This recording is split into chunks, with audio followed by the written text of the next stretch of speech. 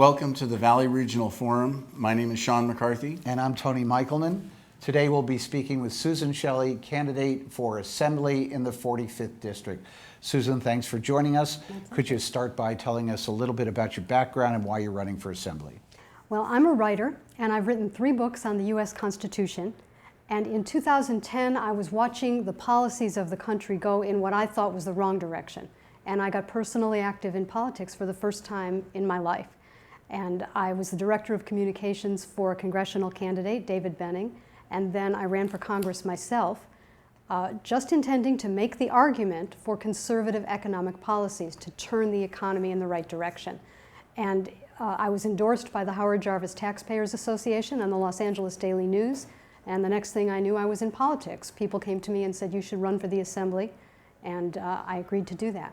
So last year we had a very close special election. It was decided by about 1% in a district where I was out-registered 2-to-1 and outspent 10-to-1. So people were really responding to the message and responding to the idea that we have to protect Prop 13. We can't just keep raising taxes and spending more money and then coming to the voters for bond issues on everything that should be a priority with the regular spending, with the existing budget. What they do is they spend the money that they get, and then they come to us for more money for police, fire, schools, everything that's really a priority. They should prioritize the current budget.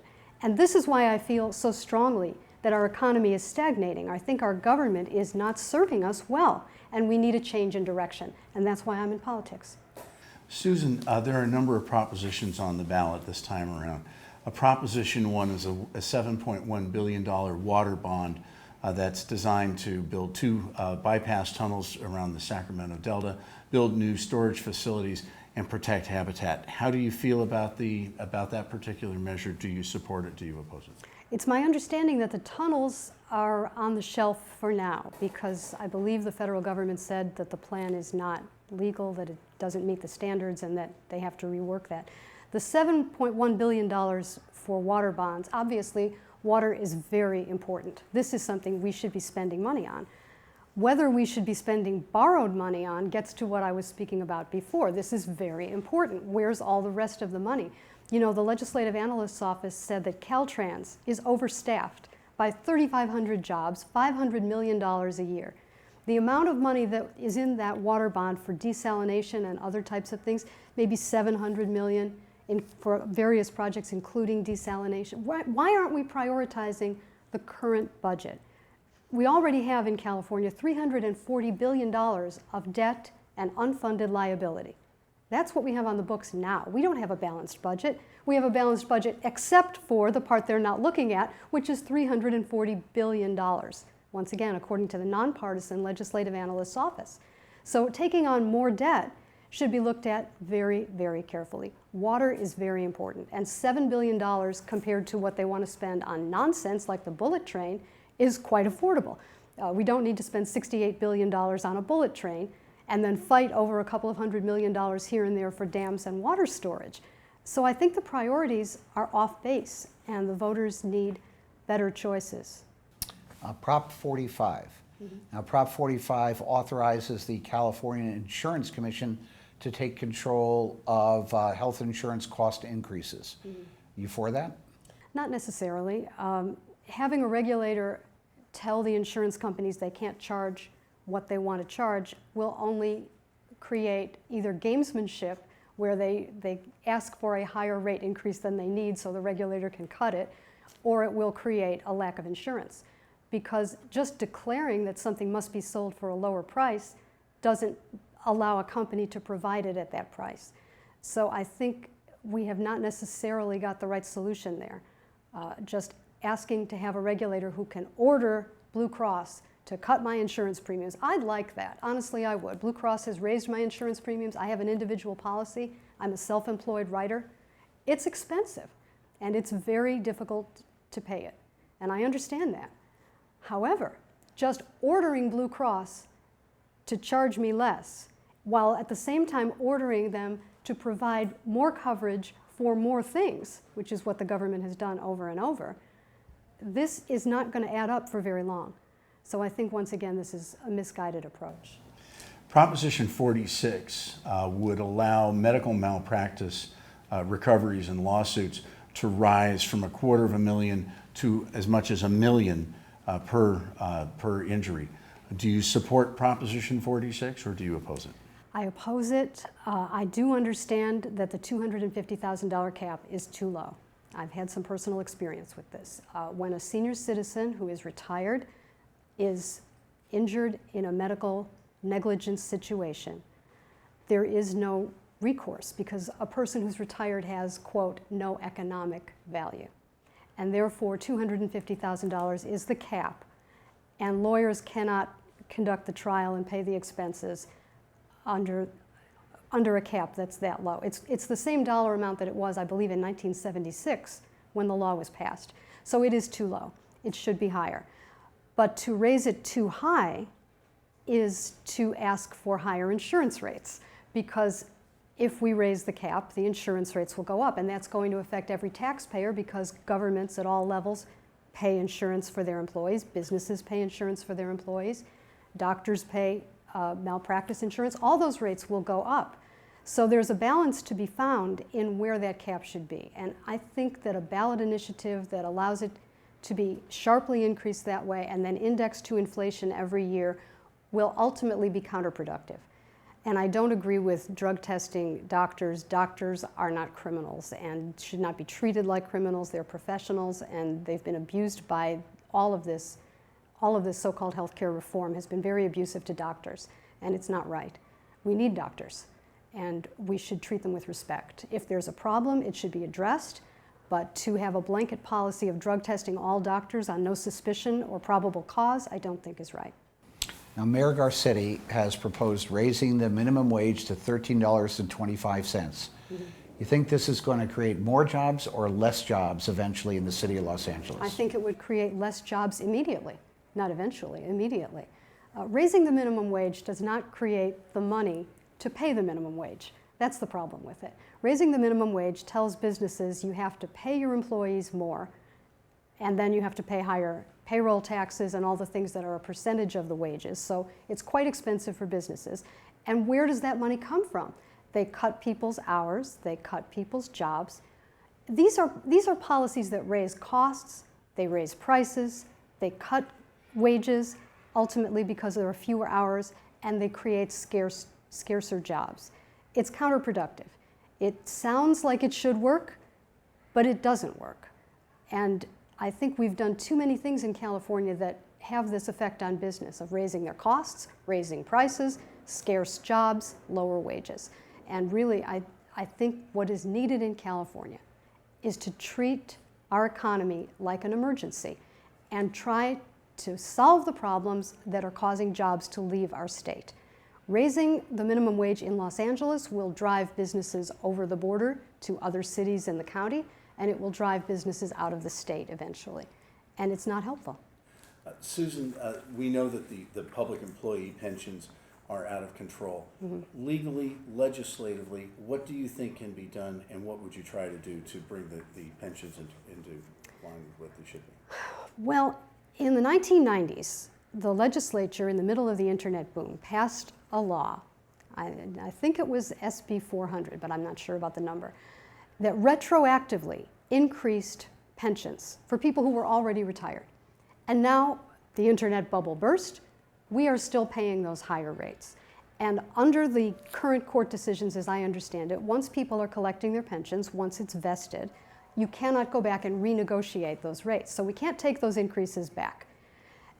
What we need is a little leverage on our side of the table. When I say our, I mean the taxpayer. What we need is a ballot initiative, a constitutional amendment that clearly allows pensions to be renegotiated after they are vested. And then we can sit down at the table with the public employee unions and say, we have to do something about this, or the city's going to go bankrupt, or the county's going to go bankrupt, or the state won't be able to make these payments. Because ultimately, we want to protect those pensions. We want people to have a secure retirement. You can't have a secure retirement if it's completely unfunded and there's no way to pay those pensions. So we have to work together.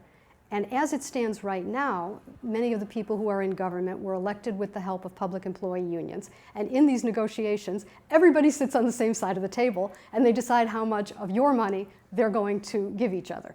And this is not serving the taxpayers well. And ultimately, in the long term, it doesn't serve the public employees unions well. We have to solve this problem. Is there a need to move away from carbon fuels? And is the idea of a green economy even feasible? Did you happen to see the New York Times article this past week about Youngstown, Ohio? Youngstown, Ohio, this old Rust Belt area, is experiencing a huge economic boom in all fields, restaurants, hotels, all kinds of jobs, because of fracking, because they are doing fossil fuel development.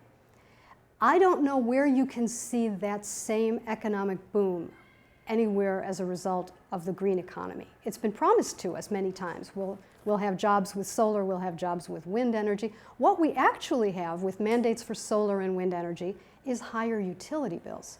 And higher utility bills for businesses ultimately, once again, raise costs, raise prices, scarcer jobs, lower wages. Because you can't just keep raising costs on people without having it play out that way. So the green economy, while it was well-intentioned, I don't think it has delivered what was promised. I think what it has delivered under AB 32, the Global Warming Solutions Act, trying to go from 20% to 33% renewable fuels by 2020, this is causing double-digit increases in electricity costs statewide. And what are we accomplishing with that? Staying on that same subject, cap and trade goes into effect, at least as far as the consumer is concerned, January 1st. We all get a 15-cent increase in gasoline as a part of the cap and trade fees. What impact do you think this is going to have on the local economy? Where do you see us going with the cap and trade as it's currently? I think it's set up? catastrophic. I think it is catastrophic. Maybe it's 12 cents, maybe it's 15, maybe it's ultimately as high as 76 cents. I've seen.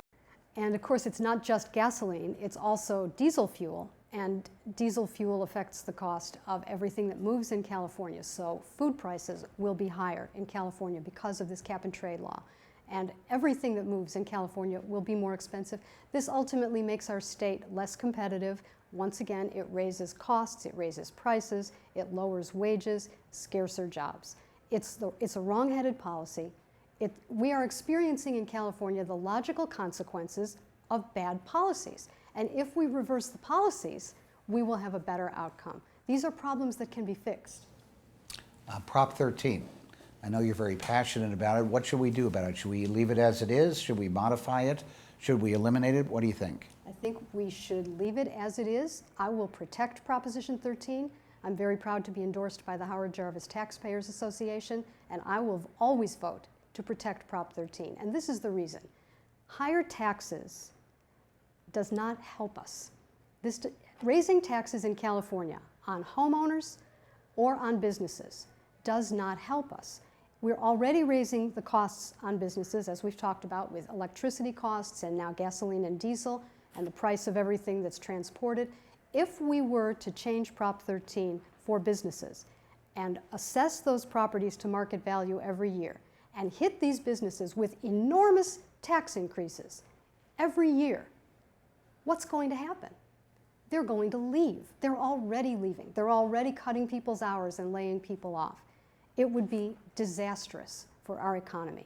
And ultimately, it wouldn't generate the revenue that's expected because the businesses will not be there to pay those bills. And for homeowners, the threat there is that the legislature is trying to make it easier to pass bonds and parcel taxes. Prop 13 and the California Constitution require a 2/3 vote to raise taxes.